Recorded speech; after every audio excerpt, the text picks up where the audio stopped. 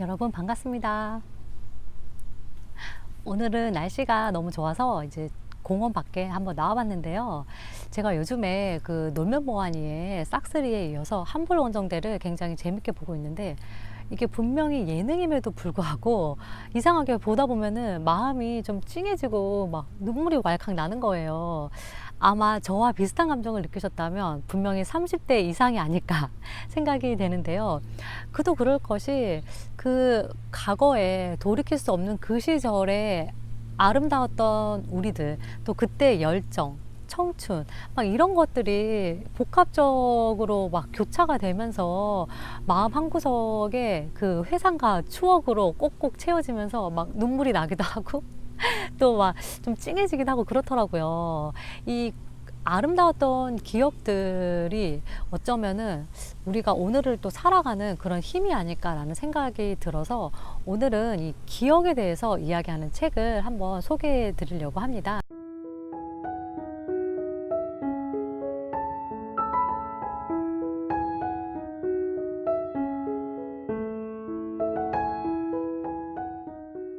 자세한 소개에 앞서서 일단 이 책은 굉장히 좀 취향적인 책이에요.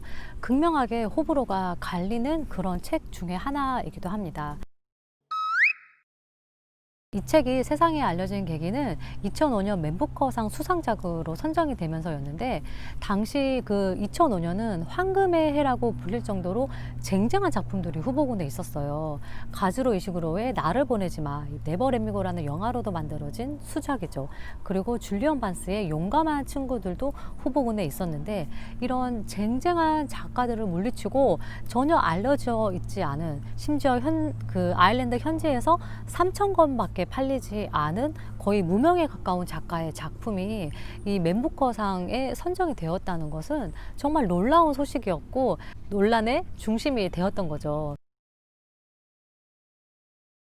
이 존 벤빌이라는 작가는 아일랜드 출신의 작가이고, 젊었을 때는 그 아일랜드 항공사에서 잠시 일을 했다가 문학 편집자로 거의 일평생 일을 하면서 이제 작가를 겸업으로 하고 있었던 그런 사람이었어요. 이 바다가 14번째 책이기는 했지만, 그 전에 그 출간했던 책들은 대부분이 조명을 받지 못했거든요. 이 책도 앞서 말씀드렸다시피 3,000권밖에 팔리지 않은 그런 책인데, 이 맨부커상을 수상하면서 이제 세계적인 작가 반열에 오르게 된 거죠. 그런데 이 책이 수상작으로 선정이 되었을 때 많은 사람들이 반론을 제기했어요. 일단 가장 큰 이유가, 소설이라 하면은 기승전결의 이야기가 있어야 하잖아요. 하지만 이 책은 어떤 기승전결이 없어요. 그냥 이 주인공의 기억에 의해서 과거와 현재가 끊임없이 교차되지 어떤 특별한 사건이 발생하지 않습니다. 소설에 사건이 없다는 게 굉장히 독특하잖아요. 그래서 이 존 벤빌이 그 스타일리스트, 또 모더니스트라는 별명을 갖고 있기도 하고, 21세기의 사무엘 베게트다, 이런 평도 있기도 합니다. 물론 이제 줄거리가 아예 없는 것은 아니에요. 주된 이야기는 있어요. 이제 잠시 말씀을 드리면, 이 주인공 맥스라는 남자가 등장합니다. 이 맥스는 아내가 사망하면서 그 상처를 치유하고자 과거에 자신이 살았던 마을인 시더빌로 갑니다. 이 시더빌에서 계속해서 과거를 회상하는 게 이 소설의 주된 축이 되는데요. 이 맥스의 유년 시절은 행복하지 못했어요. 아버지는 굉장히 무뚝뚝하고 폭력적이었고, 어머니는 가난에 시달려서 신경쇠약적인 그런 인물이었어요. 이런 맥스에게 어느 날 여름 휴가차 시더비를 찾은 그레이스 가족은 마치 그 그리스 신화에 등장하는 신들과 같은 존재로 다가옵니다. 이 맥스는 마치 자신도 이 그레이스 가족의 일원이 되고 싶어 했고, 처음에는 육감적인 몸매를 가지고 있었던 이 그레이스 부인에게 마음을 줘요. 그레이스 부인의 한심을 사기 위해서 클로이와 또 마일스 남매에게 접근을 하는데, 이 친구들과 이제 친해지다 보니까 같은 또래인 클로이와 사랑에 빠지게 됩니다.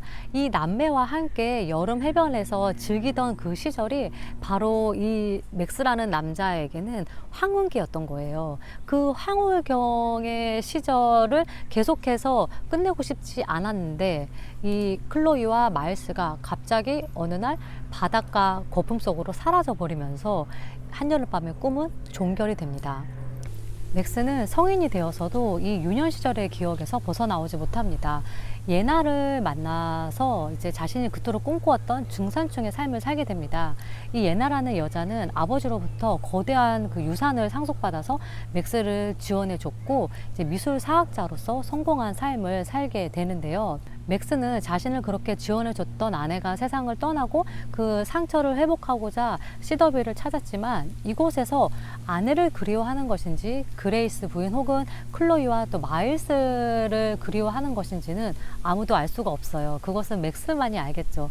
이 맥스는 아무도 없는 그 시더빌에서 홀로 남아 계속해서 과거를 생각하고 곱씹어 봅니다. 이 책은 남아있는 자가 과거를 기억하는 법, 그리고 그 과거를 통해서 어떻게 오늘을 살아가야 하는지에 대해서 이야기하고 있습니다. 다음으로는 이 책의 문장들인데요. 책에 주된 줄거리는 없지만 기억이라는 주제의식은 시종일관 이 책을 끌고 갑니다. 이 여러 문장들을 통해서 기억에 대해서 곱씹어보고 또 되새김질하게 만드는 것이 또 이 책의 포인트 중에 하나인데요. 몇 개 읽어볼게요. 진정한 삶이란 투쟁, 지칠 줄 모르는 행동과 긍정, 세상의 벽에 뭉툭한 머리를 들이대는 의지, 그런 것이어야 한다. 그러나 돌아보면 내 에너지의 많은 부분은 늘 피난처, 위안, 또 그래, 솔직히 인정하거니와 아늑함, 그런 것들을 찾는 단순한 일에 흘러들어가 버렸다. 결국 과거란 현재였던 것, 한때 그랬던 것, 지나간 현재일 뿐이다. 그 이상이 아니다. 그래도 지금 여기서도 이 작품은 기억에 대해서, 과거에 대해서 이야기를 하고 과거는 과거일 뿐이라고 하면서도 그래도 마침표를 통해서 여운을 남겨요. 이 기억이라는 것이 한 인간에게 얼마나 큰 영향력을 끼치는지 그 프로이드의 말처럼 이 유년 시절의 기억이 인간의 전체를 지배한다는 것을 증명하는 그런 책이기도 해요. 또 다른 문장들을 몇 개 더 볼게요. 일어난 모든 일이 자기 탓이라고 생각하며 여전히 비통해하는 걸까? 그러고 보면 우리는 슬픔의 작디 작은 배들이 아닌가? 어두운 가을을 헤치며 이 먹먹한 정적을 떠돌아다니는 작은 배. 나는 특히 밤이면 그레이스 가족을 생각했다. 저 아래 해변에서 계속 부서지는 귀에 거슬리는 단조로운 파도 소리, 잠이 없는 바닷새가 혼자 우는 소리, 가끔은 멀리서 흰 눈썹 뜸부기가 제잘거리는 소리. 그녀가 나 자신을 알라고 하지 않고 나 자신이 되라고 한 것에 주목하라. 너 자신이 되라. 물론 그 의미는 뭐든 네가 원하는 사람이 되라는 것이었다. 우리가 우리 자신이 아니라면 우리는 누구인가? 내가 내 자신이 아니라면 나는 누구인가? 나는 묻는다. 터무니없는 질문들이다. 우리는 함께 행복했다. 아니, 불행하지는 않았다. 이것만으로도 대부분의 사람들이 이룰 수 있는 것 이상이다. 이것으로 충분하지 않은가? 이렇게 이 책에서 표현되는 그런 문장들을 통해서 우리는 다시 한 번 더 기억에 대해서 곱씹어 볼 수 있을 것 같습니다. 사실 이 책을 보면서 그런 생각을 했어요. 예전에는 나 때는 말이야 이렇게 말하는 게 좀 굉장히 꼰대처럼 느껴졌는데 요즘에 유행하는 라떼는 말이야는 좀 귀엽게 다가오더라고요.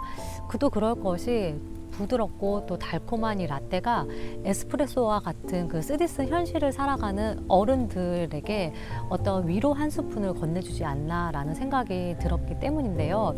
이 아름다웠던 과거의 기억들이 우리가 오늘을 살아가는 힘이 되어줄 수 있지 않나 싶습니다. 오늘은 이 기억에 대해서 이야기하는 책 존 벤빌의 바다 함께 읽어보았고요. 여러분도 오늘 하루도 아름다운 기억을 만드는 그런 시간들로 채워가셨으면 합니다. 저는 또 다음 시간에 다독이는 책으로 찾아뵙도록 할게요. 추스!